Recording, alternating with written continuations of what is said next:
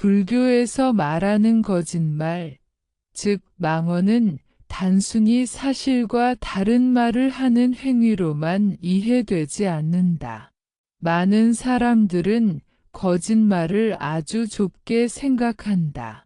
없는 일을 있는 것처럼 말하거나 한 일을 안 했다고 부정하는 것만을 거짓말이라고 여긴다.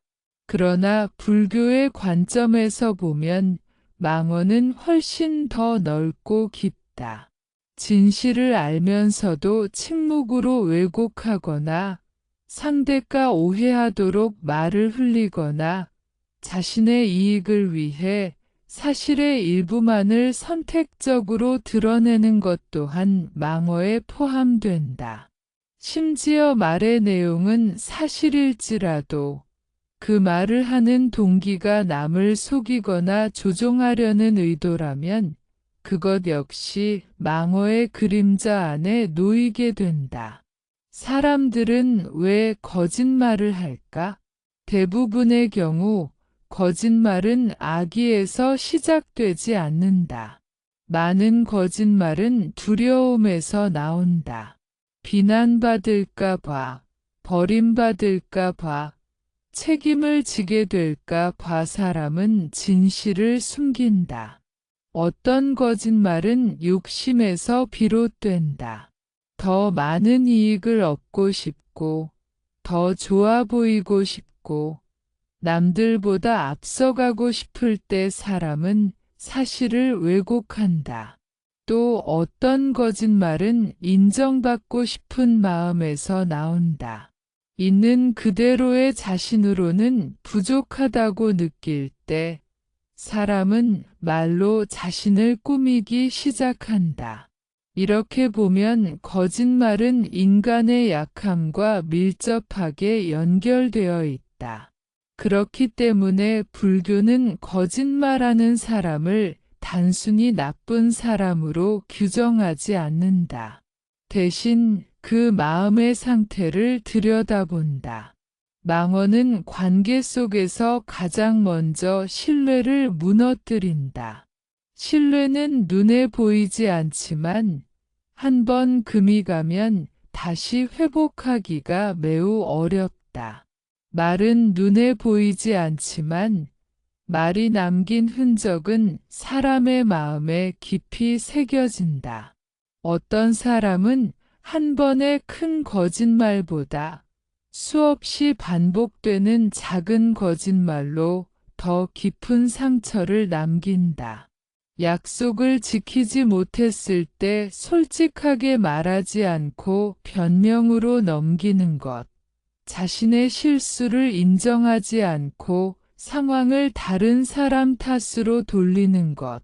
이런 말들이 쌓이면서 관계는 서서히 숨이 막히는 상태로 변해간다. 불교에서는 말이 곧 업이라고 말한다. 말은 생각을 낳고 생각은 행동을 낳으며 행동은 다시 삶의 방향을 만든다. 거짓말을 반복하는 사람은 자신의 말조차 믿지 못하게 된다. 오늘 한 말과 어제 한 말이 다르고 사람마다 다른 이야기를 하다 보면 마음은 늘 긴장 상태에 놓인다. 들킬까 봐 두렵고 기억을 조작해야 하며 자신이 만든 이야기 속에서 길을 잃게 된다. 이 과정에서 가장 먼저 고통받는 사람은 사실 상대가 아니라 거짓말을 하는 자기 자신이다. 그러나 이 법문은 거짓말하는 사람을 비난하거나 심판하기 위한 것이 아니다. 오히려 우리가 그런 사람을 만났을 때 어떻게 자신의 마음을 지키고 어떻게 지혜롭게 대응할 수 있는지를 이야기하기 위함이다. 현실에서 우리는 거짓말하는 사람을 피해서만 살 수 없다. 직장에도 있고, 가족 안에도 있고, 오랜 친구일 수도 있다.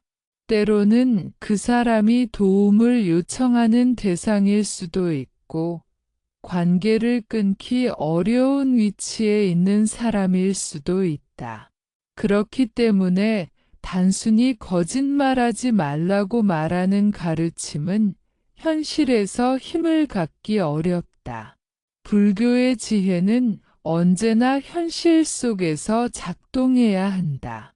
거짓말하는 사람을 대할 때 많은 사람들은 극단적인 반응을 보인다. 하나는 즉각적인 분노와 단절이다.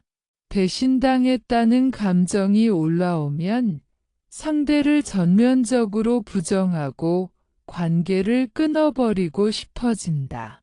다른 하나는 지나친 이해와 합리화이다. 저 사람도 어쩔 수 없었을 거야.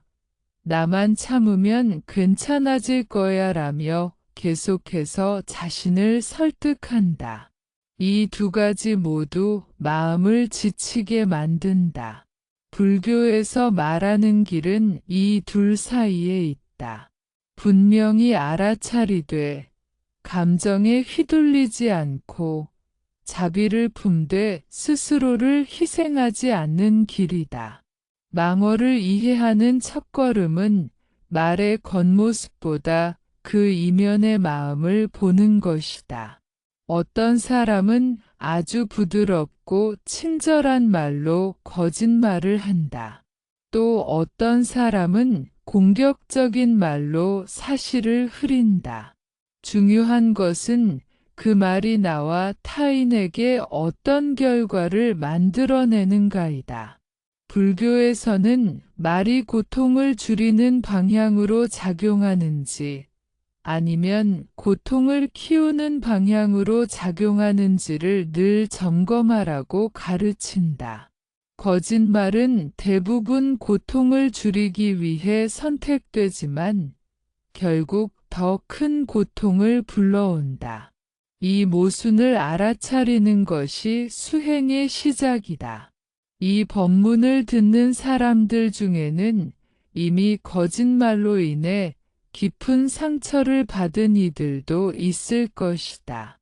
믿었던 사람의 말을 나중에 거짓으로 알게 되었을 때 느끼는 허탈감과 분노, 그리고 자기 자신에 대한 실망은 매우 크다. 왜 나는 그 말을 믿었을까? 왜 그 신호를 무시했을까 하는 자책이 뒤따른다. 불교적 관점에서는 이 또한 중요한 알아차림의 순간이다. 상대의 거짓말뿐 아니라 나 자신의 기대와 집착이 어떻게 작동했는지를 함께 살펴볼 수 있기 때문이다. 거짓말을 대하는 지혜는 하루아침에 완성되지 않는다. 말과 마음을 동시에 관찰하는 연습이 필요하다. 상대의 말을 들을 때 내 몸과 마음이 어떻게 반응하는지, 불편함이 올라오는지, 불안해지는지, 혹은 이상하게도 설명할 수 없는 긴장이 생기는지를 알아차리는 것부터가 수행이다. 이러한 미세한 감각은 우리가 반복적으로 무시해온 신호일 수 있다. 불교에서는 이것을 지혜의 씨앗이라고 본다. 망어에 대한 이해는 결국 바른 말에 대한 이해로 이어진다. 바른 말이란 단순히 사실만을 말하는 것이 아니다. 진실하면서도 자비로운 말, 필요할 때 말하고 불필요할 때 침묵할 줄 아는 말, 상대를 이기기 위한 말이 아니라 고통을 줄이기 위한 말이다. 이러한 기준을 마음에 두고 거짓말이라는 주제를 바라볼 때 우리는 상대를 심판하는 위치에서 내려와 스스로를 단련하는 길로 들어서게 된다. 이제부터 이어질 이야기들은 거짓말하는 사람을 어떻게 바라보다, 어떻게 대응하며, 어떻게 자신의 마음을 지킬 수 있는지를 삶의 장면 속에서 풀어내게 된다.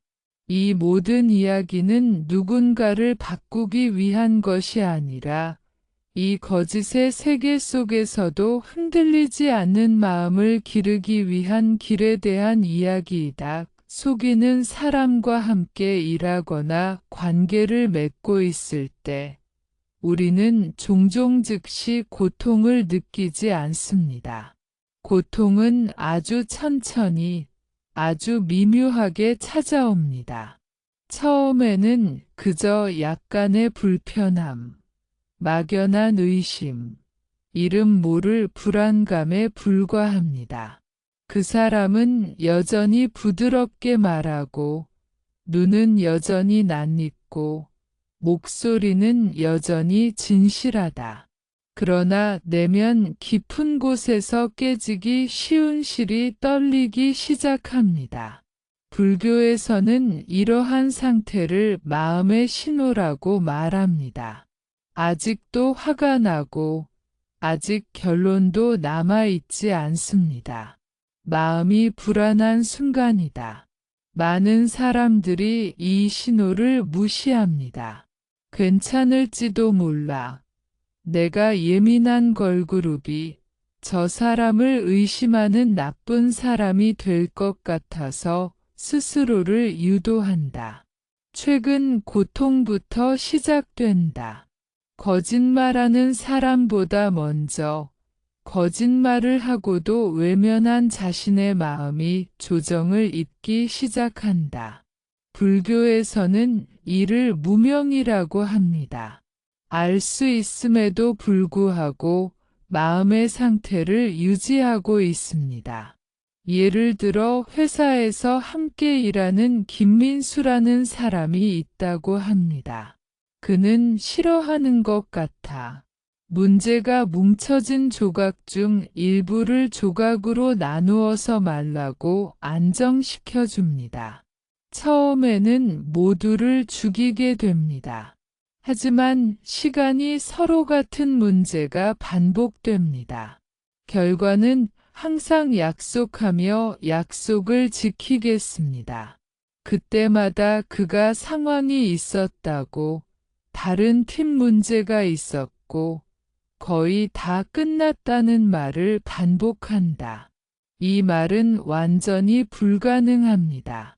여행자는 사실이고, 여행자는 흐려진 사람입니다. 바로 이런 말들이 사람들이 가장 놀라웠어요. 김민수의 말을 그들의 친구들의 마음은 점점 지쳐갑니다. 바로 공격하지 마세요. 결정적인 거짓말이 아니기 때문이다. 하지만 믿을 수 없을 정도로 마음이 무겁습니다. 설명을 꺼리는 것이 불안해지기 때문입니다. 유일하게 적격한 부분에서 보면 말과 현실이 일치하지 않을 때 마음의 위치에 있습니다. 말은 괜찮다고 말하지만 현실은 괜찮지 않다는 것을 마음이 이미 알고 있는 상태다. 요즘 사람들의 감정은 여러 갈래로 나다. 어떤 사람은 분노한다. 왜 솔직하게 작용하지 않는가? 왜 우리를 바보로 보는 것이 있다고 생각하는 것입니다. 또 어떤 사람은 자신을 탓한다. 내가 이해를 하지 못하는 건 내가 너무 많은 건으로 인해 스스로를 의심한다는 것입니다. 또 다른 사람이 점점 무감각 대답합니다. 그럴 거라고 기대하지 말자. 어차피 계속 이렇겠지 하고 마음의 문을 닫는다. 이 모든 반응은 거짓말 그 자체보다 신뢰가 흔들리면서 마음의 고통이다. 불교에서는 이 고통을 곰의 결과로 봅니다. 우리는 진실을 기대하고 사람이 약속을 지키길 기대합니다.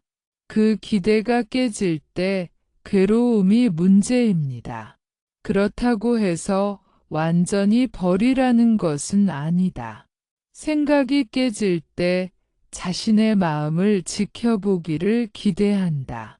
왜 이 말에 맡겨야 하는지, 왜 이 사람의 인정이 중요한지, 왜 나는 진실보다 관계를 더 중요하게 여기는지를 스스로에게 하게 될 것입니다.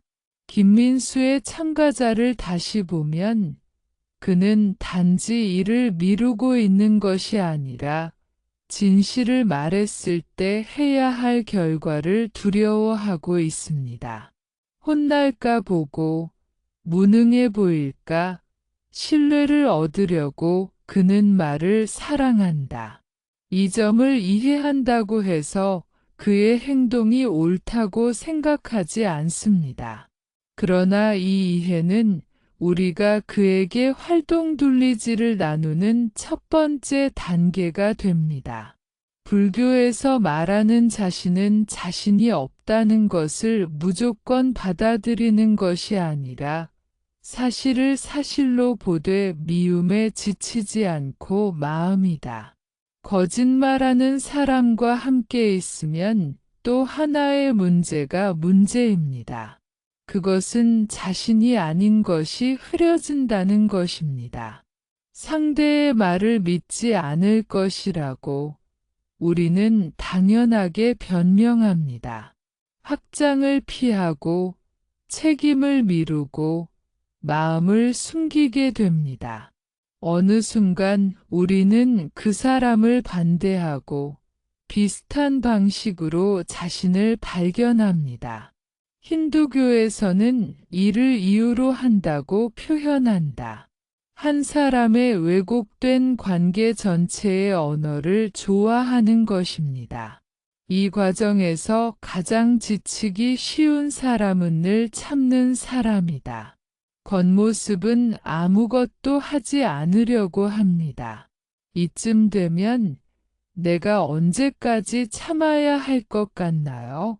마음은 계속 상태에 있고 편안함을 느낀다. 불교에서는 이런 상태를 크게 고통스럽게 합니다. 외부의 역할을 해보여도 특별한 불이 타오르고 연주됩니다. 중요한 것은 상대의 거짓말을 증명하는 것이 아니라 자신의 마음 상태를 분명히 알리는 것입니다. 나는 지금 이 사람의 말을 쉴 때 휴식을 취하고 긴장을 풀고 마음이 늦습니다. 이 질문은 상대를 공격하는 것이 아니라 스스로 보호하기 위한 질문이다. 불교는 늘 자신의 마음을 기준으로 삼는다. 상대를 바꾸는 것은 우리의 힘이 작용하는 것, 내 마음을 움직이게 하는 것은이기 때문이다. 거짓말하는 사람과의 관계에서 또 하나의 주요한 이야기는 희망이다. 만약 그렇다면 정말일지도 모르죠 마음이다. 이 자기는 나쁜 것이 아닙니다. 그러나 희망 없는 희망은 반복적입니다. 불교에서는 희망과 공격을 하라고 권장합니다. 희망은 개방적이 되지 않고 현실을 외면하지 않는 것이 긍정적이다. 김민수와 함께 일하는 사람들 중 일부는 결국 실패하게 됩니다. 그의 말은 자동으로 의심의 대상이 존재하는 것, 어떤 설명도 유도력을 믿는 것입니다. 김민수에게도 고통이다. 그는 자신이 이유 때문에 믿지 않는 사람이 되어 있음을 이해하지 못합니다. 거짓말은 이렇게 말하는 사람과 듣는 사람 모두를 외롭게 합니다. 천국에서 말하는 고통의 협의가 완료됩니다. 이러한 상황 속에서 우리가 할 일은 거짓말을 그만두려는 것이 아니라 거짓말에 휘둘리지 않는 마음의 힘이다. 휴대전화의 말을 실제로 듣고 있고 그 말에 자신의 휴대전화를 사용하지 않는 연습입니다. 이것은 가지고 있는 것이 아니라 존재이다. 벗어나는 것이 보이지 않는다. 거짓말을 하는 사람을 대신하여 감정을 거부하는 것은 재료가 됩니다. 그 외계인을 억누르거나 다루지 않고 외국 외교를 통해 우리는 더 많은 사람들에게 연락합니다. 말에 대한 파트너지와 감정에 활동 돌리지 않는 마음. 이것이 불교가 말하는 자유의 첫 모습이다. 불교에서는 말이 단순한 소리가 아니라 삶의 방향을 결정하는 힘이라고 본다. 한 사람이 어떤 말을 반복하느냐에 따라 그 사람의 세계가 달라진다. 진실한 말을 자주 하는 사람의 세계는 단순해지고 거짓된 말을 자주 하는 사람의 세계는 점점 복잡해진다. 이 차이는 시간이 지날수록 더 분명해진다. 처음에는 작은 차이처럼 보이지만 어느 순간부터는 되돌아가기 어려운 간극이 된다. 망어의 가장 큰 특징은 즉각적인 결과보다 지연된 결과를 낳는다는 점이다. 거짓말을 한 순간에는 위기를 피한 것처럼 보인다. 상황이 넘어간 것 같고 갈등이 잠잠해진 것처럼 느껴진다. 하지만 그 말은 사라지지 않는다. 관계 속에 남아있다가 다른 거짓말과 얽히고 또 다른 상황에서 모습을 드러낸다. 불교에서는 이를 업의 씨앗이라고 표현한다. 뿌려진 씨앗은 당장 열매를 맺지 않지만 조건이 갖추어지면 반드시 결과로 나타난다. 김민수의 이야기를 다시 떠올려 보자. 그는 여전히 문제를 해결 중이라고 말하고 곧 정리될 것이라고 반복한다.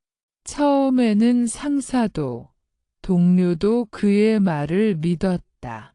하지만 시간이 지나면서 보고서의 숫자와 그의 설명이 맞지 않기 시작한다. 일정은 계속 미뤄지고 책임은 흐려진다. 이쯤 되면 사람들은 그의 말 자체보다 그의 말 뒤에 숨겨진 의도를 읽으려 한다. 이것이 바로 신뢰가 무너진 상태다. 말이 더 이상 말로 기능하지 못하고 의심의 대상이 되는 순간이다.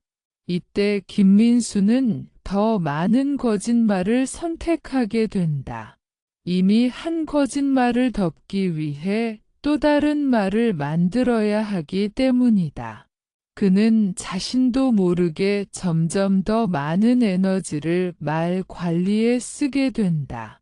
누구에게 무엇을 말했는지 기억해야 하고 앞뒤가 맞는지 계속 점검해야 한다.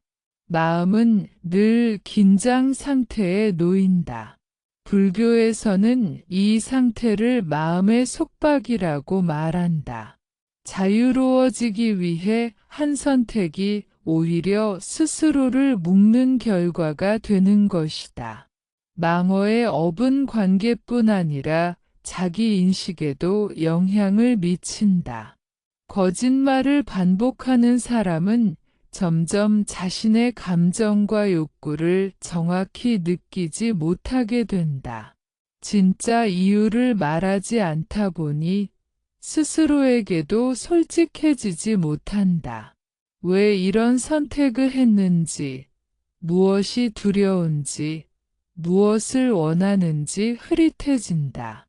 결국 자신이 어떤 사람인지조차 분명하지 않게 된다.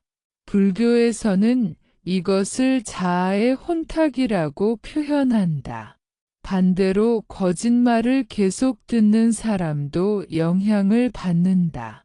상대의 말을 신뢰할 수 없게 되면 자신의 판단력마저 의심하게 된다.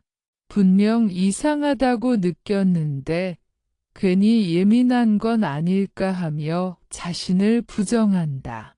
이렇게 되면 마음의 중심이 흔들린다.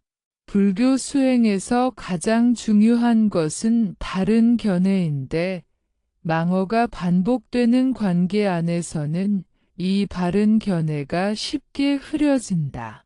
이러한 상황에서 분노가 생기는 것은 자연스러운 일이다. 문제는 그 분노가 어디로 향하느냐이다. 상대를 향한 분노가 커질수록 마음은 더욱 묶인다. 상대의 말과 행동이 머릿속을 떠나지 않고 그 사람을 생각하지 않으려 할수록 더 자주 떠오른다. 불교에서는 이를 집착의 또 다른 형태로 본다. 미움 또한 강한 연결이기 때문이다. 김민수의 동료 중 한 사람인 이수진은 처음에는 그의 말을 믿었다가 나중에는 강한 분노를 느끼게 된다. 회의가 끝난 후에도 그의 말이 계속 떠오르고 혼자서 그 말의 진위를 따져본다. 그는 왜 저렇게 말했을까?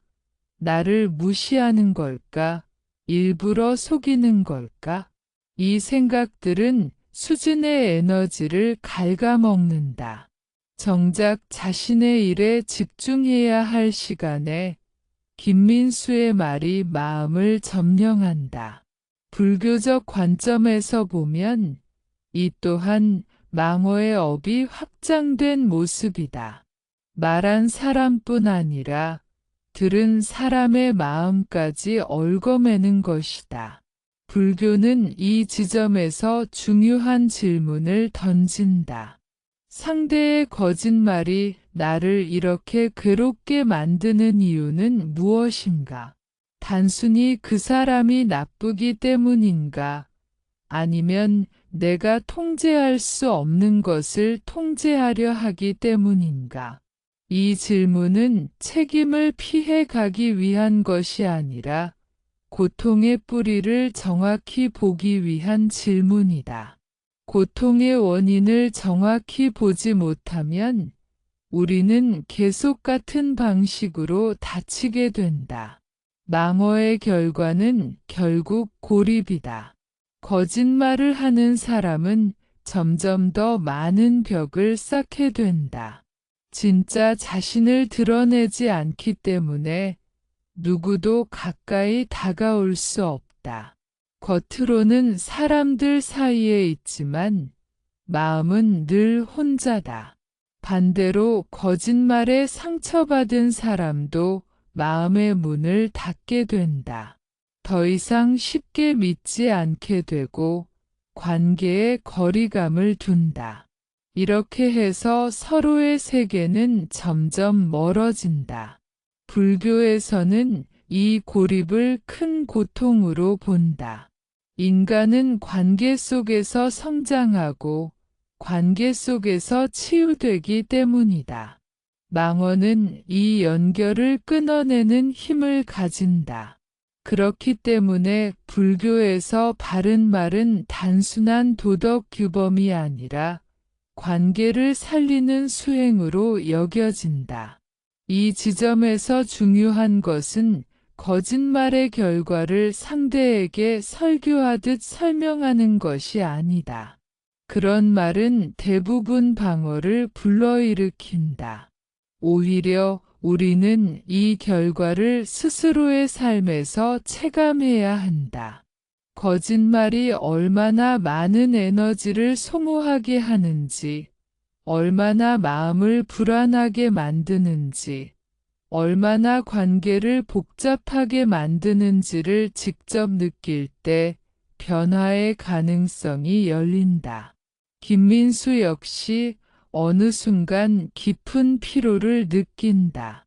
늘 무언가를 숨기고 있다는 긴장감, 언제 들킬지 모른다는 불안, 그리고 사람들의 미묘한 거리감. 그는 이유를 명확히 알지 못한 채 삶이 점점 버거워진다고 느낀다. 이것이 바로 망어의 업이 성숙한 순간이다. 벌처럼 갑자기 떨어지는 것이 아니라 서서히 삶 전체를 무겁게 만드는 방식으로 나타난다. 이러한 이야기를 통해 불교는 우리에게 묻는다. 우리는 어떤 말을 선택하며 살고 있는가? 당장의 편안함을 위해 진실을 미루고 있지는 않은가? 갈등을 피하기 위해 사실을 흐리고 있지는 않은가? 이 질문은 남을 향한 것이 아니라 스스로를 향한 질문이다. 이 질문을 피하지 않을 때 비로소 거짓말의 고리에서 벗어날 실마리가 보이기 시작한다. 망어의 업을 이해하는 것은 두려움을 주기 위함이 아니다. 오히려 선택의 자유를 되찾기 위함이다. 내가 하는 말이 나를 어디로 데려가는지를 알 때 우리는 더 이상 무의식적으로 말하지 않게 된다. 말에 깨어있는 삶. 이것이 불교가 말하는 해방의 한 모습이다. 거짓말하는 사람을 대할 때 가장 먼저 필요한 것은 상대를 설득하거나 바꾸려는 힘이 아니라 자신의 마음을 또렷이 알아차리는 힘이다. 많은 사람들은 거짓말을 들으면 즉시 반응한다. 화가 나거나 억울하거나 바로 따져 묻고 싶어진다. 그러나 이런 즉각적인 반응은 대부분 상황을 더 복잡하게 만들 뿐이다. 불교에서는 이 순간을 매우 중요하게 본다. 말이 귀에 들어오는 그 찰나에 마음이 어디로 움직이는지를 알아차리는 것이 수행의 핵심이기 때문이다. 알아차림이란 판단이 아니다. 저 사람은 거짓말쟁이다라고 결론을 내리는 것이 아니다. 단지 지금 이 말을 들을 때 내 마음이 어떤 상태가 되는지를 보는 것이다. 가슴이 답답해지는지, 몸이 굳어지는지, 숨이 얕아지는지, 혹은 설명할 수 없는 불안이 올라오는지를 조용히 느껴본다. 이런 신호들은 머리보다 훨씬 빠르게 진실에 반응한다. 불교에서는 몸과 마음의 반응을 지혜의 문이라고 말한다. 예를 들어 오래 알고 지낸 친구 이지은이 있다고 해보자. 그녀는 약속을 자주 어긴다. 연락을 늦게 하거나 갑자기 일이 생겼다며 변명을 한다. 처음에는 정말 사정이 있겠거니 하고 넘어간다. 하지만 비슷한 상황이 반복될수록 그녀의 말을 들을 때마다 마음 한쪽이 불편해진다. 그래도 많은 사람들은 이 불편함을 무시한다. 친구를 의심하는 자신이 더 나쁜 사람처럼 느껴지기 때문이다.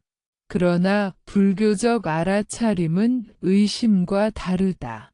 의심은 상대를 공격하는 마음이지만 알아차림은 자신을 돌보는 마음이다. 이지은의 말을 들을 때 올라오는 불편함을 있는 그대로 인정하는 것은 관계를 깨뜨리기 위함이 아니라 자신의 마음을 속이지 않기 위함이다. 이 차이를 이해하지 못하면 우리는 계속해서 자신의 감각을 억누르게 된다. 마음의 거리두기란 차갑게 대하거나 무시하는 것을 의미하지 않는다.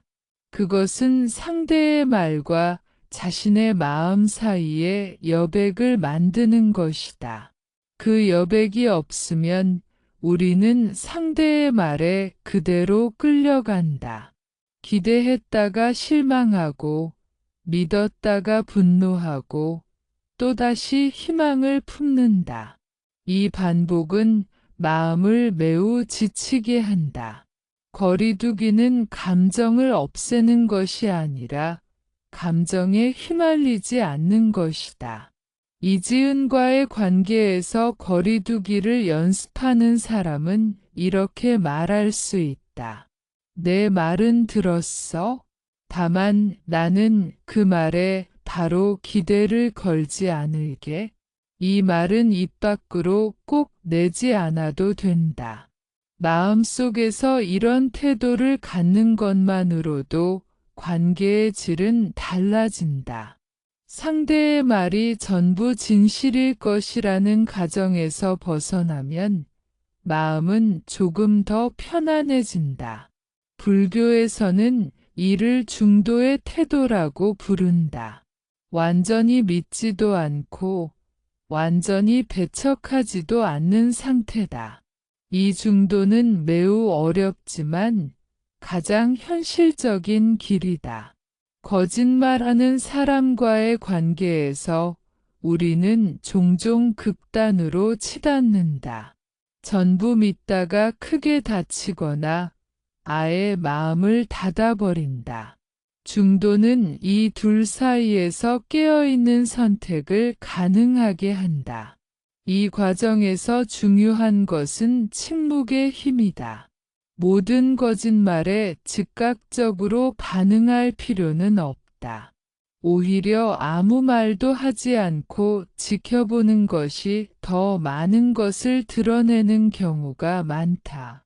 불교에서는 말보다 침묵이 더 큰 지혜가 될 수 있다고 가르친다. 침묵은 도망이 아니라 관찰이다. 직장 상사 박성호의 사례를 생각해보자. 그는 회의 때마다 상황을 낙관적으로 말한다. 문제가 있어도 잘 진행되고 있다고 말하고 세부적인 질문에는 모호하게 답한다.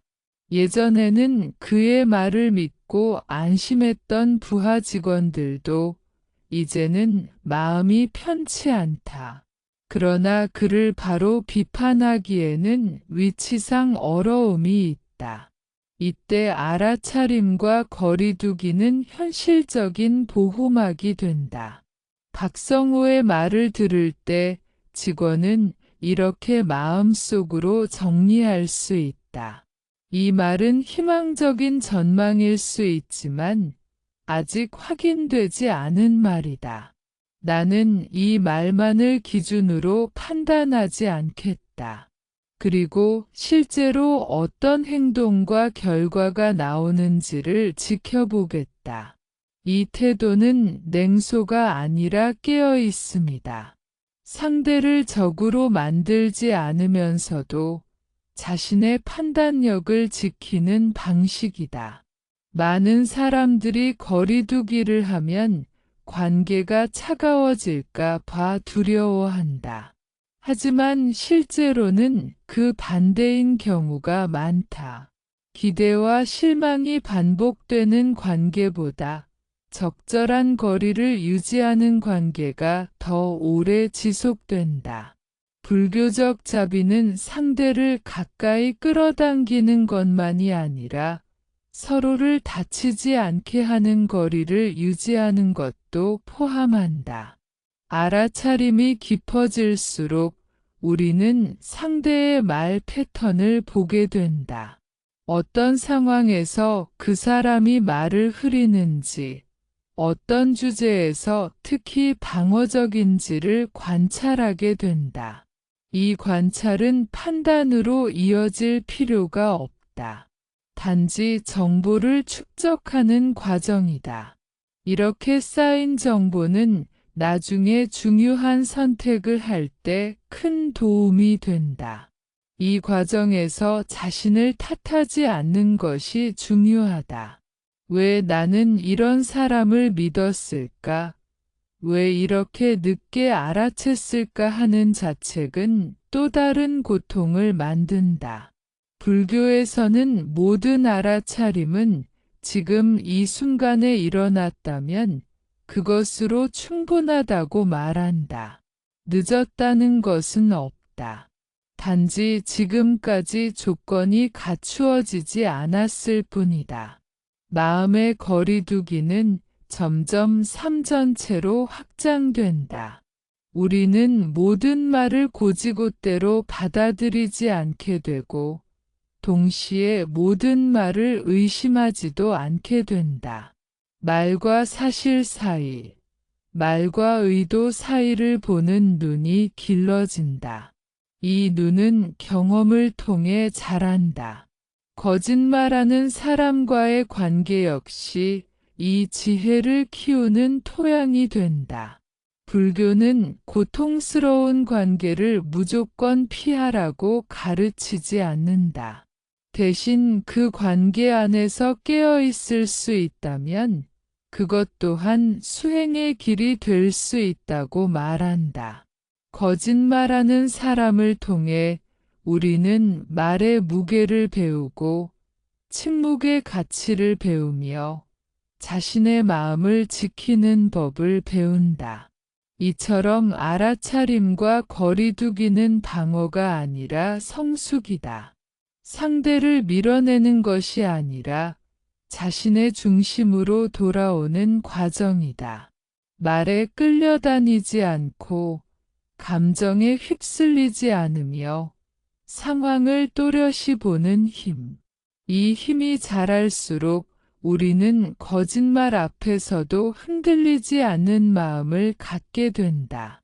이것이 불교가 말하는 실천적 지혜의 한 모습이다. 거짓말하는 사람을 마주할 때 알아차림과 거리두기가 어느 정도 자리를 잡으면 그 다음에 자연스럽게 떠오르는 질문이 있다.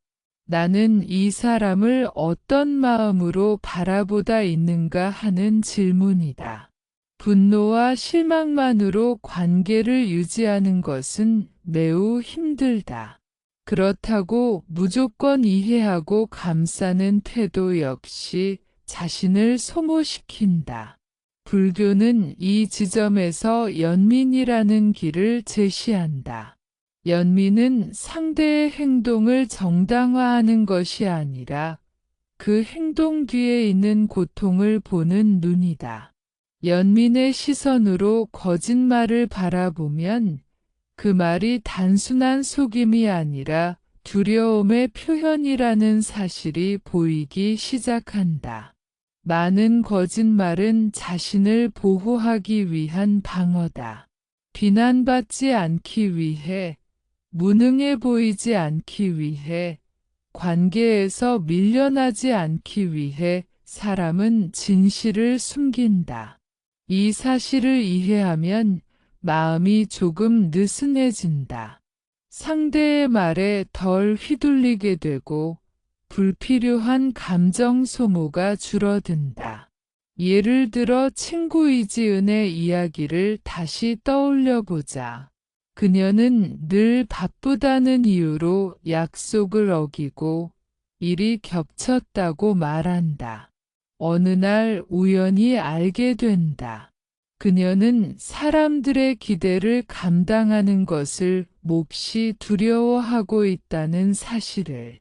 잘 해내지 못할까 봐, 실망을 줄까 봐 아예 사실을 말하지 않고 상황을 흐리는 선택을 반복해왔던 것이다. 이 사실을 알게 되었을 때 마음속에서 무언가가 바뀐다. 분노가 연민으로 바뀌는 순간이다. 그러나 불교적 연민은 감정적인 동정과 다르다. 동정은 위아래를 만들고 관계를 왜곡한다. 연민은 같은 인간으로서의 취약함을 인식하는 것이다. 나 또한 두려움 앞에서 솔직하지 못했던 순간들이 있음을 인정하는 것이다. 이 인정은 마음을 부드럽게 만들지만 동시에 깨어있게 만든다. 연민의 태도를 갖게 되면 중요한 변화가 생긴다. 상대를 바꾸려는 욕구가 줄어든다. 저 사람은 왜 저럴까? 어떻게 하면 고칠 수 있을까 하는 생각에서 벗어나게 된다. 대신 이런 질문이 떠오른다. 나는 이 사람과 어떤 거리를 유지하는 것이 나에게 건강한가? 불교에서는 이것을 지혜로운 자비라고 부른다. 지혜 없는 자비는 자신을 소모시킨다. 상대의 거짓말을 이해한다는 이유로 계속해서 상처를 감내한다면 그것은 수행이 아니라 자기 방치에 가깝다. 불교는 결코 자기 파괴를 자비라고 부르지 않는다. 진정한 자비에는 경계가 있다. 이 경계는 차가운 벽이 아니라 서로를 보호하는 울타리다. 직장 동료 김민수의 사례에서도 이 연민의 시선은 중요하다. 그는 왜 계속해서 말을 흐리고 책임을 피하는가? 그 이면에는 실패에 대한 극심한 두려움이 있다. 한 번의 실수가 자신의 위치를 무너뜨릴 것이라는 공포가 그를 거짓말로 몰아넣는다. 이 사실을 이해하면 그를 향한 분노는 조금 가라앉는다. 그러나 그렇다고 해서 그의 말에 다시 전적인 신뢰를 둘 수는 없다. 연민은 신뢰를 자동으로 회복시켜주지 않는다. 이 지점에서 많은 사람들이 혼란을 느낀다. 이해했으니 용서해야 하나, 연민을 느꼈으니 다시 믿어야 하나 하는 생각이 든다. 불교적 관점에서는 이 둘은 전혀 다른 문제다. 이해와 신뢰는 동일하지 않다. 이해는 마음의 태도이고 신뢰는 관계의 조건이다. 조건이 바뀌지 않았다면 태도만으로 관계를 이전 상태로 돌릴 수는 없다. 연민을 실천하는 또 하나의 방식은 상대를 비난하지 않는 언어를 선택하는 것이다. 거짓말을 지적해야 할 상황이 온다면 인격이 아니라 행동에 초점을 맞춘다. 너는 항상 거짓말을 해라는 말 대신 이 상황에서 말과 결과가 달랐다는 점이 어렵게 느껴진다라고 표현하는 것이다. 이 말은 상대를 몰아붙이기보다 현실을 드러낸다. 불교에서는 말이 칼이 되지 않도록 주의하라고 가르친다. 가족 관계에서는 이 연민과 경계가 더욱 어렵다. 가족 구성원 박성호는 늘 상황을 축소해서 말한다. 문제를 문제라고 인정하지 않고 괜찮다며 넘긴다. 가족들은 그의 말을 믿고 안심했다가 나중에 더 큰 문제를 마주한다. 이때 가족들이 느끼는 분노는 매우 크다. 그러나 박성호의 행동 뒤에는 가족을 실망시키고 싶지 않은 마음, 가장으로서 약해 보이고 싶지 않은 마음이 있다. 이 사실을 이해하는 것은 관계를 부드럽게 만든다. 하지만 이해했다고 해서 모든 부담을 대신 짊어질 필요는 없다. 연민은 대신 살아주는 것이 아니다. 각자의 선택과 그 결과는 각자가 감당해야 한다. 불교는 인과를 매우 분명하게 가르친다. 연민은 그 인과를 대신 지워주는 것이 아니라 인과를 존중하면서도 미움에 빠지지 않는 마음이다. 연민의 시선이 깊어질수록 우리는 거짓말하는 사람을 통해 인간의 보편적인 약함을 본다. 나 역시 상황에 따라 진실을 미루고 싶었던 순간들이 있었음을 인정하게 된다. 이 인정은 겸손을 낳고 겸손은 분노를 누그러뜨린다. 그렇게 마음이 조금씩 가벼워진다. 그러나 여기서 중요한 균형이 있다. 연민은 마음의 상태이지 행동 지침이 전부가 아니다.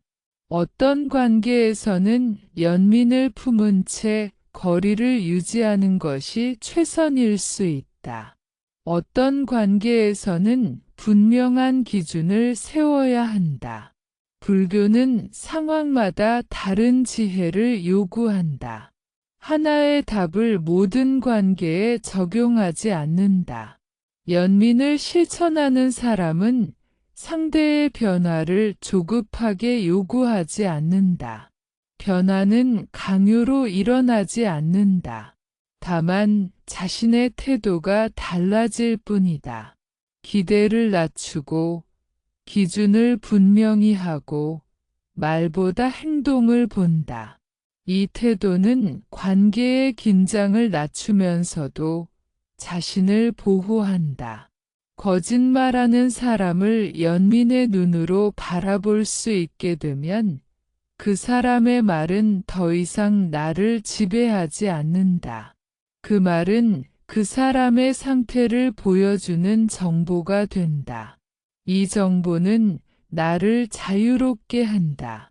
불교에서 말하는 자유는 외부 조건이 완벽해지는 상태가 아니라 어떤 조건 속에서도 마음이 휘둘리지 않는 상태다. 연민과 경계가 함께할 때 우리는 비로소 성숙한 관계를 살아갈 수 있다. 미워하지 않으면서도 휘둘리지 않는 마음, 이해하면서도 자신을 잃지 않는 태도.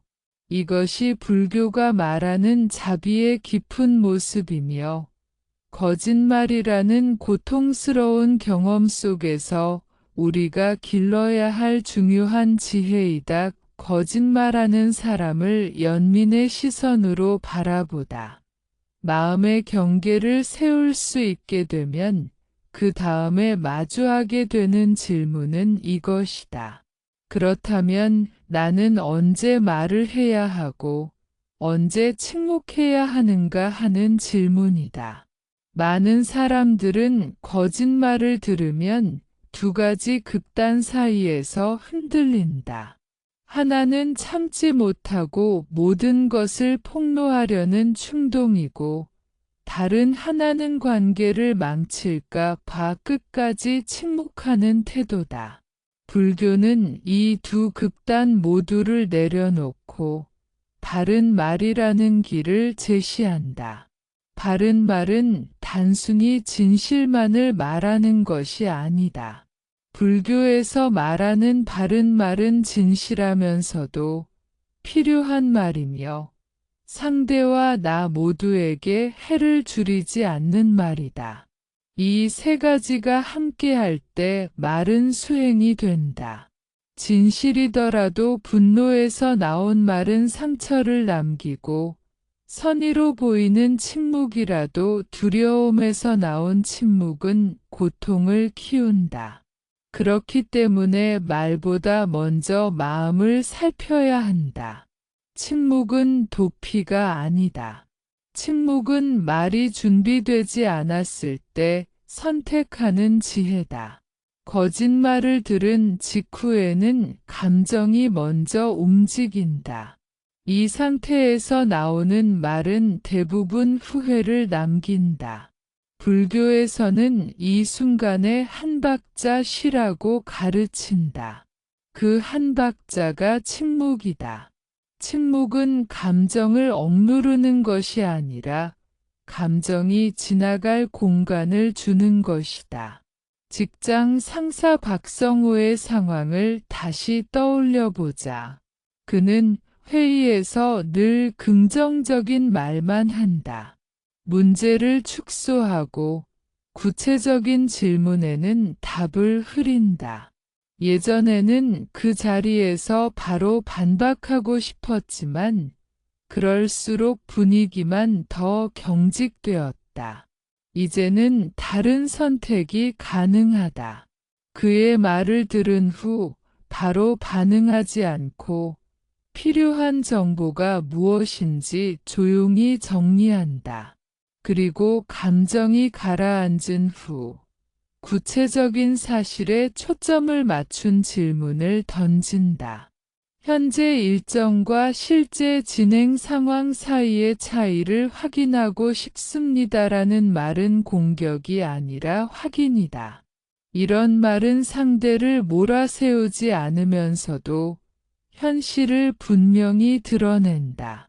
불교적 중도의 언어는 감정의 배출이 아니라 현실 인식의 도구다. 말을 통해 이기려 하지 않고 상황을 맑히는 데 집중한다. 이 태도는 상대에게도 선택의 여지를 남긴다. 더 이상 흐린 말을 계속할 것인지 아니면 사실을 말할 것인지 결정하게 만든다. 거짓말하는 사람을 대할 때 흔히 저지르는 실수는 상대의 말 자체를 공격하는 것이다. 당신 말은 거짓이다라고 말하는 순간 대화는 싸움이 된다. 불교는 사실과 해석을 구분하라고 가르친다. 말이 달랐다는 사실을 말하는 것과 당신이 거짓말을 했다고 단정하는 것은 전혀 다른 효과를 낳는다. 전자는 대화를 열고 후자는 방어를 부른다. 침묵이 필요한 순간도 있다. 상대가 진실을 들을 준비가 되어 있지 않을 때 아무리 옳은 말도 상처가 된다. 친구 이지은이 여전히 자신의 두려움을 마주하지 못하고 있을 때 모든 거짓말을 하나하나 지적하는 것은 관계를 더 불안하게 만든다. 이때의 침묵은 체념이 아니라 기다림이다. 상대의 변화가 아닌 자신의 중심을 지키기 위한 기다림이다. 불교에서는 말이 업이 되듯 침묵 또한 업이 된다고 말한다. 그래서 침묵 역시 점검이 필요하다. 이 침묵이 지혜에서 나온 것인지 두려움에서 나온 것인지를 스스로에게 묻는다. 만약 침묵의 이유가 관계를 잃을까 봐 무서워서라면 그 침묵은 결국 더 큰 고통으로 돌아온다. 반대로 침묵이 상황을 지켜보고 적절한 시기를 기다리기 위한 것이라면 그 침묵은 마음을 보호한다. 가족 관계에서는 이 균형이 더욱 섬세하다. 가족 구성원 중 한 사람이 반복적으로 사실을 숨길 때 모든 것을 바로잡으려는 충동은 강해진다. 그러나 가족이라는 이름 아래 감정은 쉽게 격해진다. 이때 바른 말은 짧고 분명해야 한다. 길고 감정적인 설명보다 지금 이 상황에서 사실이 무엇인지 알고 싶다라는 한 문장이 더 큰 힘을 가진다. 불교는 말을 줄일수록 진실이 드러난다고 가르친다. 바른 말의 또 다른 기준은 반복이다. 한 번 말하고 끝내는 것이 아니라 같은 기준을 유지하는 것이다. 오늘은 침묵하고 내일은 폭발하는 방식은 신뢰를 만들지 못한다. 불교적 수행은 일관성을 중요하게 여긴다. 상대에게 무엇을 기대하는지, 어떤 선을 넘지 않기를 바라는지를 분명히 하고 그 기준을 말과 행동으로 반복해서 보여준다. 이 과정에서 중요한 것은 결과에 집착하지 않는 것이다. 내가 바르게 말했다고 해서 상대가 반드시 진실해질 필요는 없다. 불교는 결과보다 태도를 중시한다. 바른 말은 상대를 바꾸기 위한 수단이 아니라 나의 업을 밝히는 선택이다. 이 선택이 쌓이면 삶 전체의 말의 결이 달라진다. 거짓말 앞에서 침묵과 말 사이를 오가는 이 연습은 쉽지 않다. 실패도 많고 후회도 따른다. 그러나 불교는 완벽을 요구하지 않는다. 알아차리고 다시 선택하면 된다. 어제는 감정적으로 말했다면 오늘은 한 박자 쉬는 침묵을 선택할 수 있다. 이 작은 변화가 수행이다. 침묵과 바른 말을 구분할 수 있게 되면 우리는 더 이상 말에 끌려다니지 않는다. 말은 도구가 되고 침묵은 쉼터가 된다. 거짓말하는 사람의 말도 나를 흔드는 폭풍이 아니라 관찰의 대상이 된다. 이 상태에서 마음은 한결 단단해진다. 불교에서 말하는 자유는 모든 사람이 진실해지는 세상이 아니다. 그 자유는 거짓말이 존재하는 현실 속에서도 나의 말과 침묵을 스스로 선택할 수 있는 힘이다.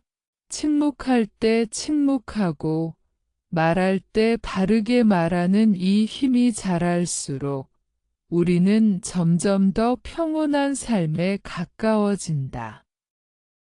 거짓말하는 사람을 이해하고 거리두기를 배우고 연민과 바른 말의 태도를 익히다 보면 어느 순간 시선이 자연스럽게 안쪽으로 향한다.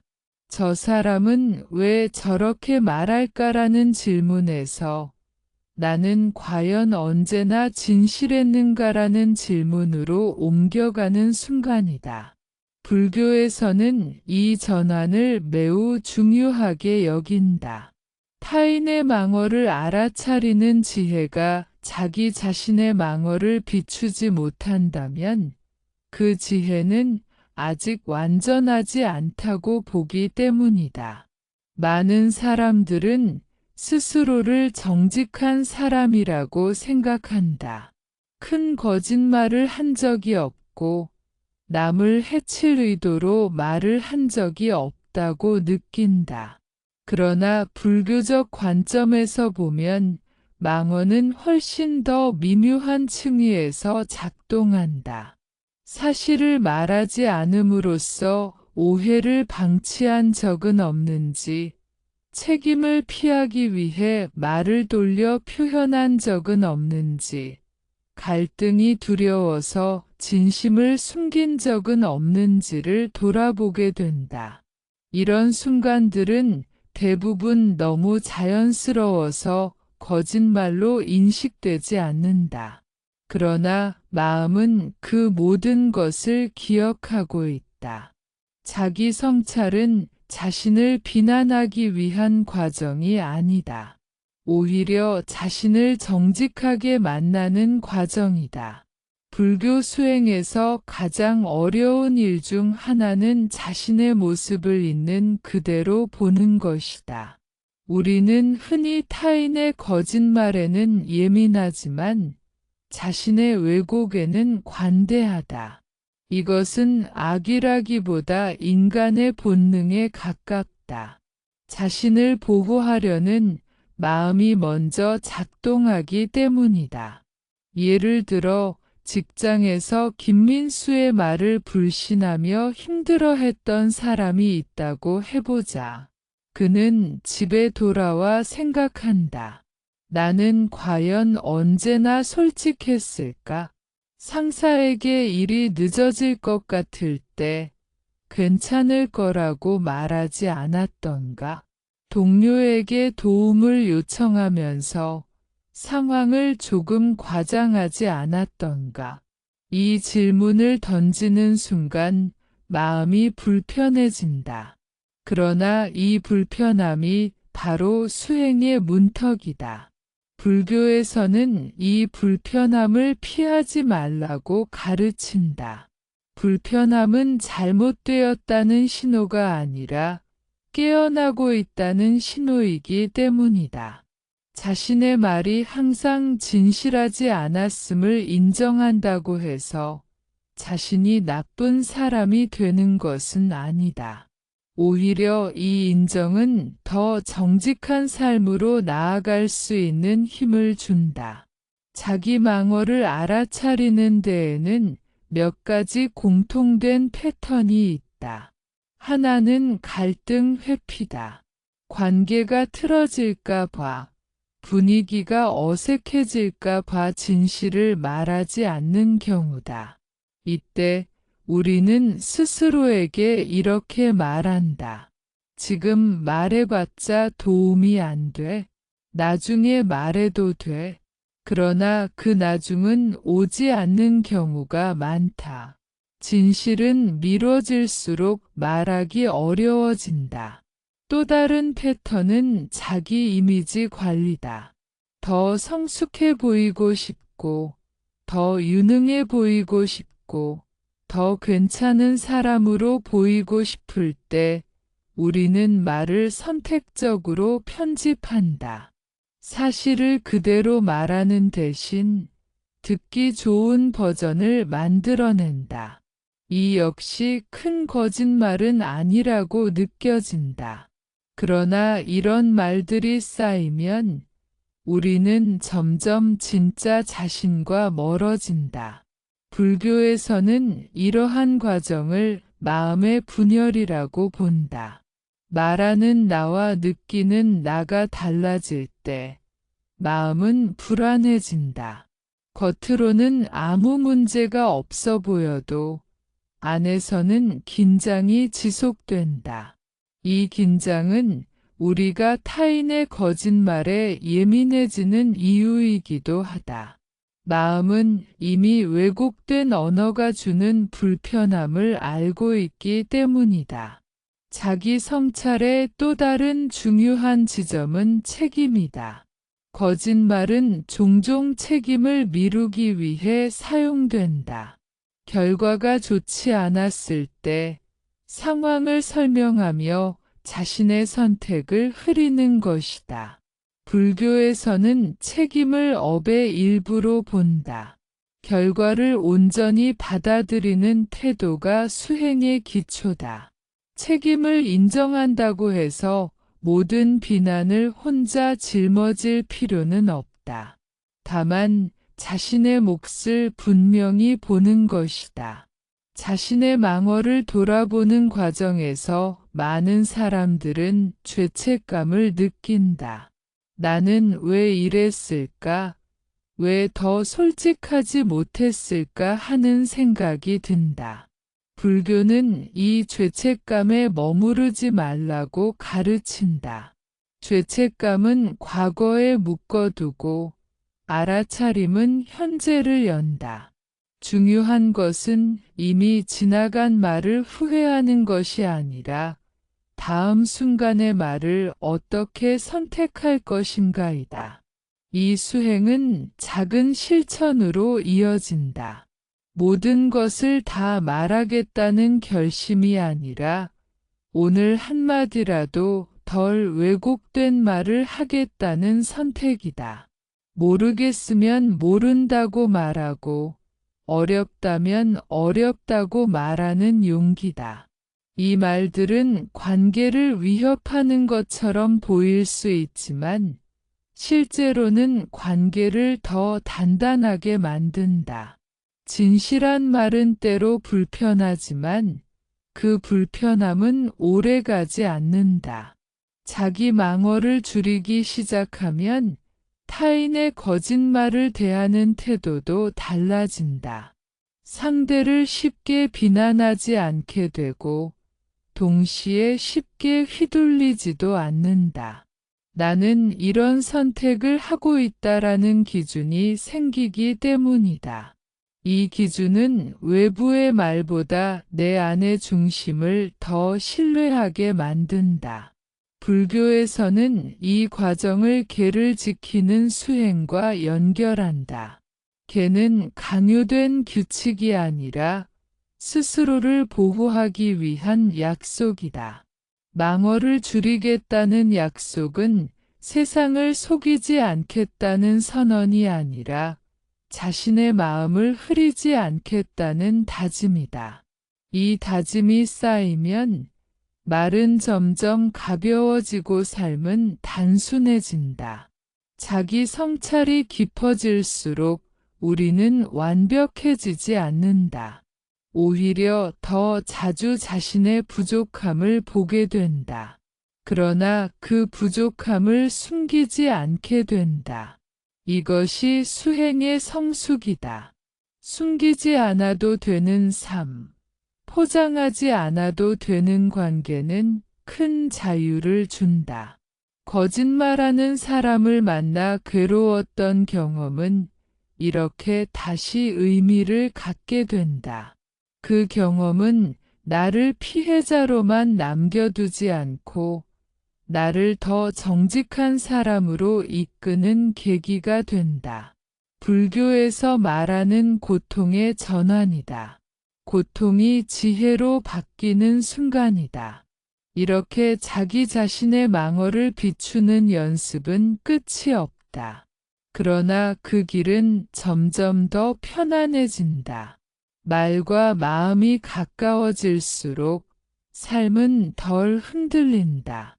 이것이 불교가 말하는 바른 말의 깊은 의미이며 거짓말이라는 주제를 통해 우리가 결국 돌아오게 되는 자리이다. 자기 성찰을 통해 자신의 말과 마음을 어느 정도 정리하게 되면 현실적인 선택의 문제가 남는다. 이 관계를 계속 유지해야 하는가, 아니면 거리를 두어야 하는가 하는 질문이다. 많은 사람들은 이 질문 앞에서 괴로워한다. 떠나는 것은 냉정한 것 같고, 남아있는 것은 스스로를 속이는 것 같기 때문이다. 불교는 이 갈림길에서 도덕적인 정답을 제시하기보다 지혜로운 분별을 강조한다. 관계를 유지해야 하는 상황도 분명히 존재한다. 가족, 직장, 책임이 얽힌 관계에서는 단순히 마음이 불편하다는 이유만으로 떠나기 어렵다. 이때 중요한 것은 관계를 유지하되 관계의 방식을 바꾸는 것이다. 이전처럼 믿고 기대하며 상처받는 방식이 아니라 현실을 인식한 상태에서 책임의 범위와 감정의 거리를 조정하는 방식이다. 직장 상사 최영호의 사례를 생각해보자. 그는 중요한 결정에 대해 자주 말을 바꾸고 결과가 좋지 않으면 상황을 애매하게 설명한다. 부하 직원들은 그의 말을 그대로 믿었다가 여러 번 곤란한 상황에 놓였다. 그렇다고 당장 회사를 그만둘 수도 없다. 이 경우 불교적 지혜는 이렇게 작동한다. 말보다 문서와 행동을 기준으로 삼고 확인되지 않은 말에 자신의 판단을 맡기지 않는다. 기대를 낮추고 기준을 분명히 하며 감정적으로 반응하지 않는다. 관계는 유지되지만 상처는 줄어든다. 반대로 관계를 유지할 이유보다 관계가 주는 고통이 훨씬 커지는 경우도 있다. 상대가 반복적으로 거짓말을 하고 그로 인해 자신의 마음과 삶이 지속적으로 무너진다면 거리를 두는 선택은 자비가 될 수 있다. 불교에서 말하는 자비는 항상 가까이 머무는 것을 의미하지 않는다. 때로는 떠나는 것이 서로를 해치지 않는 길이 된다. 많은 사람들은 떠나는 선택에 죄책감을 느낀다.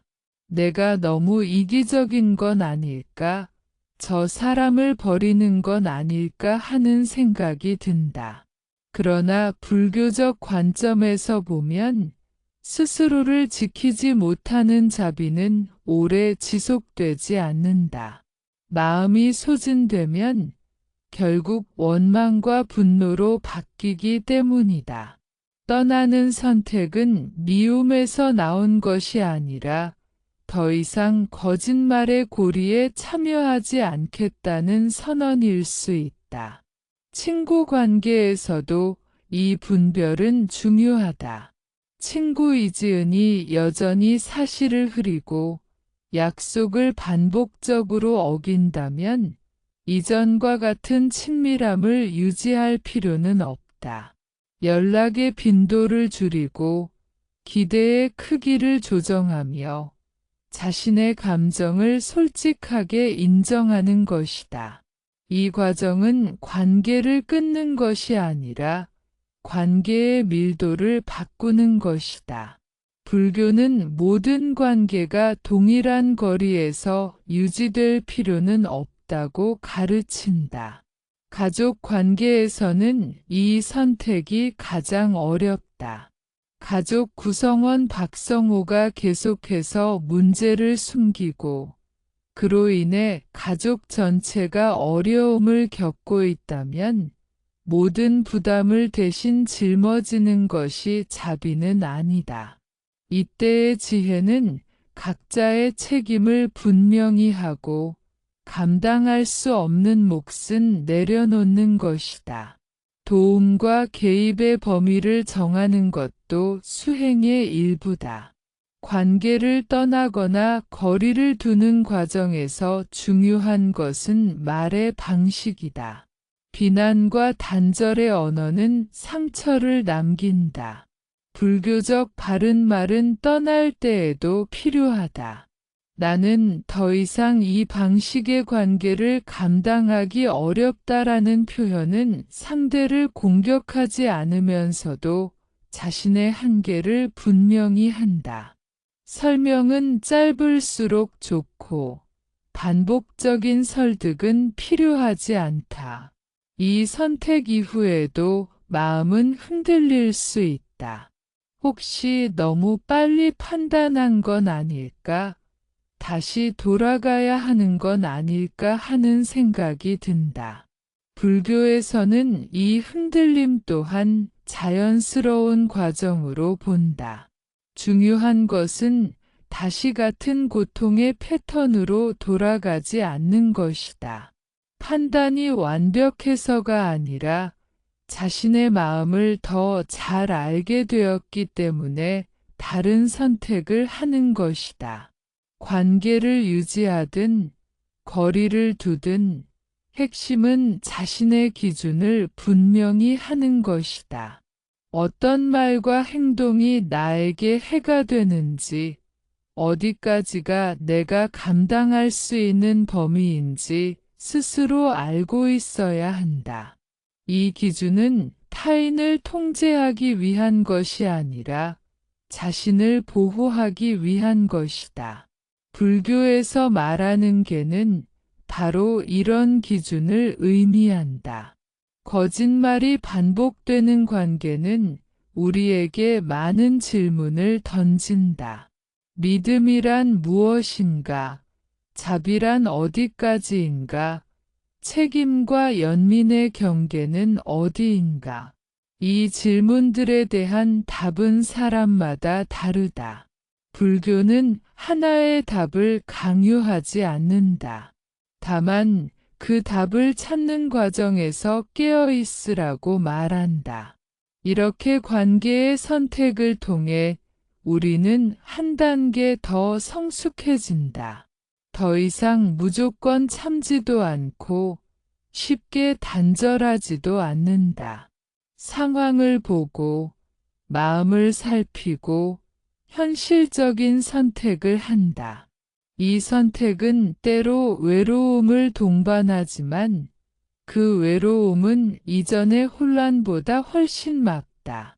거짓말하는 사람과의 관계에서 배우는 마지막 지혜는 이것이다. 모든 관계는 유지해야 할 의무가 아니라 선택의 대상이라는 사실이다. 이 선택을 두려움이 아니라 지혜로 할 수 있을 때 우리는 비로소 자유에 가까워진다. 이 자유는 관계가 사라져서 오는 것이 아니라 관계 속에서 자신을 잃지 않게 되면서 찾아온다. 거짓말하는 사람을 이해하고 거리를 조절하고 때로는 떠나는 선택까지 경험하고 나면 마음속에 하나의 질문이 남는다. 나는 이제 어떻게 말하며 살아갈 것인가 하는 질문이다. 불교에서 망어를 이야기할 때 가장 중요한 지점은 남의 거짓말을 비판하는 데 있지 않다. 결국 수행은 언제나 자기 자신으로 돌아오기 때문이다. 많은 사람들은 거짓말을 미워하면서도 자신이 하는 작은 거짓말에는 관대하다. 갈등을 피하기 위해 사실을 흐리거나 상대의 기대를 맞추기 위해 마음에도 없는 말을 하거나 자신의 이미지를 지키기 위해 침묵 속에 거짓을 섞는다. 이러한 말들은 악의가 없어 보이지만 마음을 조금씩 흐리게 만든다. 불교에서는 이 작은 흐림이 쌓여 결국 큰 혼란으로 이어진다고 본다. 바른 말의 삶은 완벽한 정직을 의미하지 않는다. 모든 사실을 다 말해야 한다는 강박은 또 다른 집착이 된다. 불교에서 말하는 바른 말은 진실하면서도 이롭고 부드러우며 때에 맞는 말이다. 이 기준을 마음에 두면 말하기 전에 자연스럽게 한 번 더 돌아보게 된다. 이 말이 꼭 필요한가? 이 말이 누군가를 해치지는 않는가? 이 말이 나 자신의 마음을 어둡게 만들지는 않는가 하는 질문이다. 직장 동료 정수진의 사례를 떠올려 보자. 그는 예전에는 상사의 눈치를 보며 상황을 좋게 포장하는 말을 자주 했다. 문제를 솔직하게 말하면 불이익이 있을 것이라는 두려움 때문이었다. 하지만 그런 말들이 반복되면서 결국 더 큰 책임이 자신에게 돌아왔고 마음은 늘 불안했다. 어느 순간 그는 모든 것을 폭로하겠다고 결심한 것이 아니라 말의 기준을 바꾸기로 했다. 확인되지 않은 것은 말하지 않고 사실은 짧고 명확하게 전하며 감정을 섞지 않기로 했다. 그 변화는 작았지만 그의 마음은 눈에 띄게 가벼워졌다. 바른 말은 관계를 즉시 좋게 만들지 않을 수도 있다. 오히려 처음에는 어색함과 긴장을 가져온다. 거짓말에 익숙한 관계에서는 진실한 말이 불편하게 느껴지기 때문이다. 그러나 시간이 지나면 이 불편함은 신뢰라는 다른 형태의 안정으로 바뀐다. 상대가 변하지 않더라도 적어도 내 마음은 더 이상 스스로를 속이지 않게 된다. 거짓말에 휘둘리지 않는 삶은 외부의 상황이 바뀌어서 오는 것이 아니다. 누군가는 여전히 거짓말을 할 것이고 세상은 완벽하게 정직해지지 않는다. 자유는 내가 어떤 말에 반응하고 어떤 말에 휘둘리지 않을지를 선택할 수 있을 때 찾아온다. 불교에서 말하는 해탈은 거창한 경지가 아니라 이런 일상적인 선택의 누적이다. 자신의 말을 돌이켜보는 수행은 관계를 정리하는 것만큼이나 중요하다.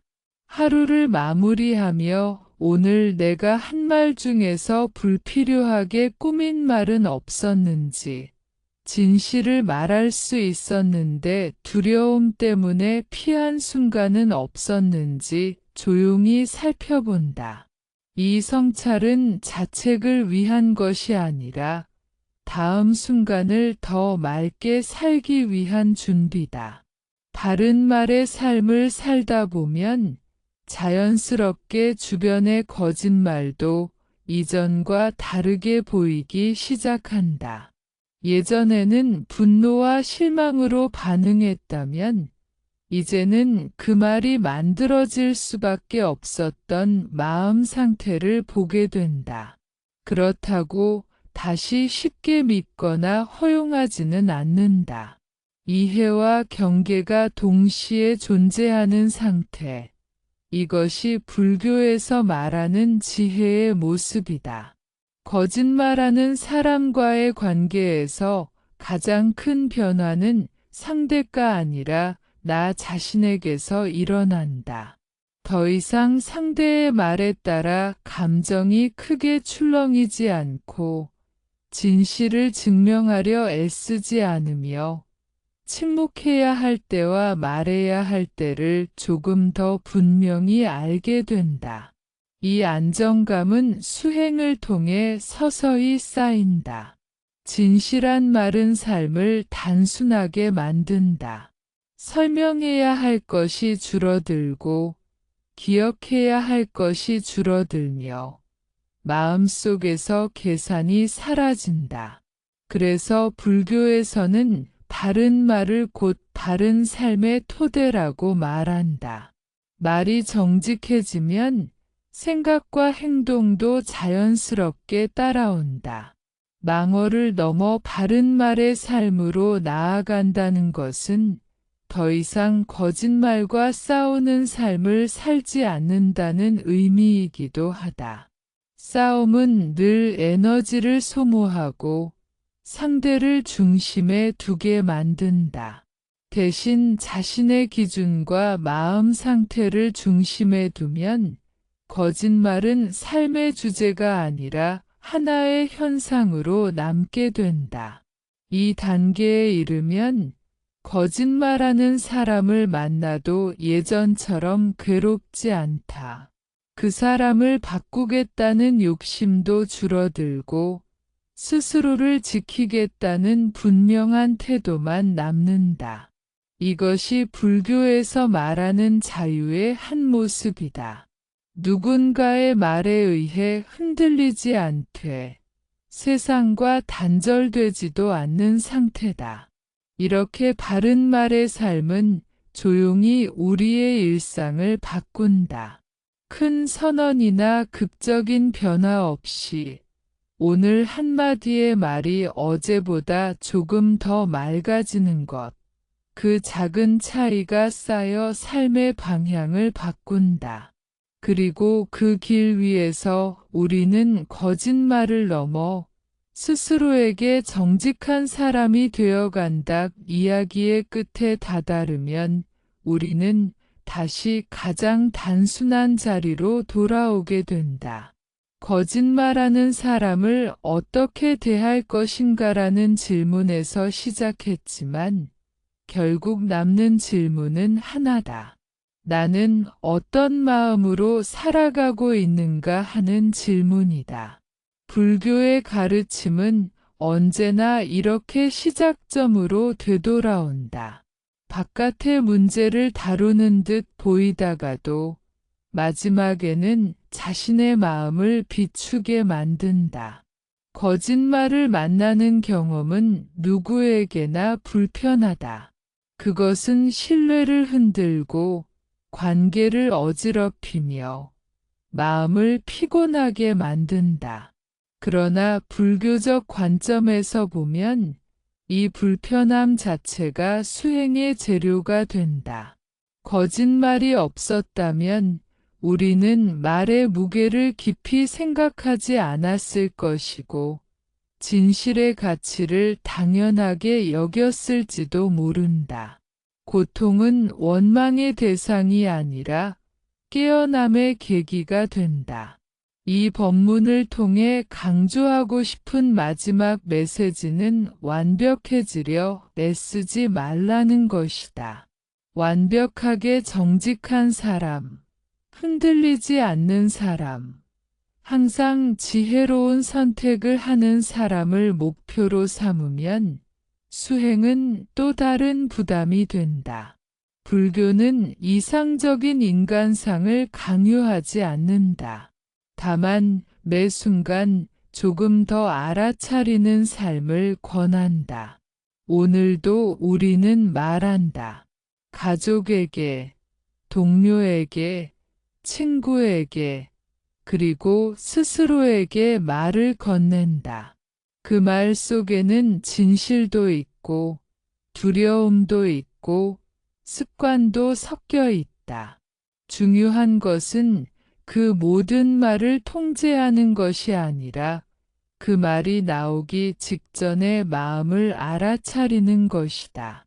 마음이 조급하면 말도 조급해지고, 마음이 불안하면 말도 흔들린다. 마음이 고요하면 말도 자연히 맑아진다. 거짓말하는 사람을 대할 때도 마찬가지다.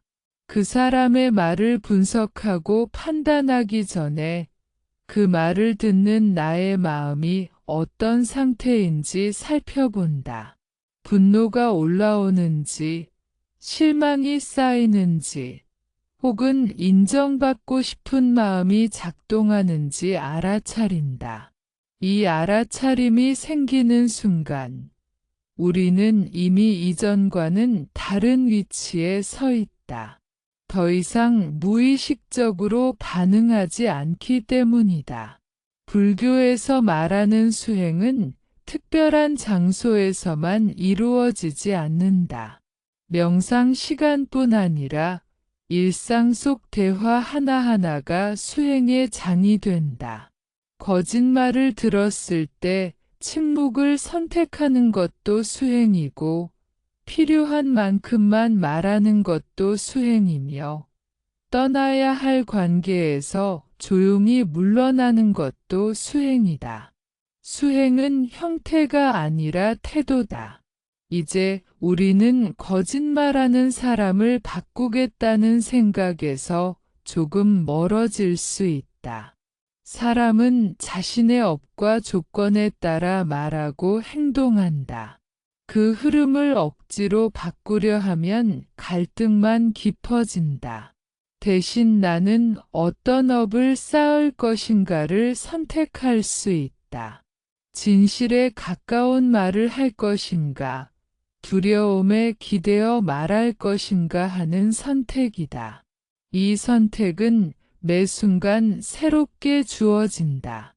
어제는 잘했지만 오늘은 실패할 수도 있고, 오늘은 침묵했지만 내일은 불필요한 말을 할 수도 있다. 불교는 이 반복을 실패로 보지 않는다. 깨어있음과 잊음이 오가는 이 과정 자체가 인간의 길이기 때문이다. 중요한 것은 다시 돌아오는 힘이다. 거짓말의 세계에서 완전히 벗어나는 것은 쉽지 않다. 사회는 여전히 포장된 말과 계산된 언어로 돌아간다. 그러나 그 안에서도 자신의 말만큼은 조금 더 맑게 가꿀 수 있다. 그 작은 실천이 쌓이면 삶 전체의 톤이 달라진다. 관계가 단순해지고 마음이 가벼워지며 불필요한 두려움이 줄어든다. 이 단계에 이르면 거짓말을 만났을 때 이전처럼 마음이 크게 흔들리지 않는다. 상처받지 않는다는 의미가 아니라 상처에 끌려가지 않는다는 의미다. 감정은 느끼되 그 감정이 삶의 방향을 결정하지 않게 된다. 이것이 불교에서 말하는 평정의 한 모습이다. 마지막으로 기억해야 할 것은 이 모든 가르침의 목적이 더 나은 사람이 되는데 있지 않다는 점이다. 목적은 더 자유로운 사람이 되는 것이다. 거짓말에 분노하지 않아도 되는 자유, 증명하지 않아도 되는 자유, 이해받지 못해도 스스로를 잃지 않는 자유다. 이 자유는 외부 조건이 아니라 마음의 태도에서 나온다. 오늘 이후로도 우리는 거짓말을 만날 것이다. 누군가는 여전히 사실을 숨기고 누군가는 자신을 보호하기 위해 말을 꾸밀 것이다.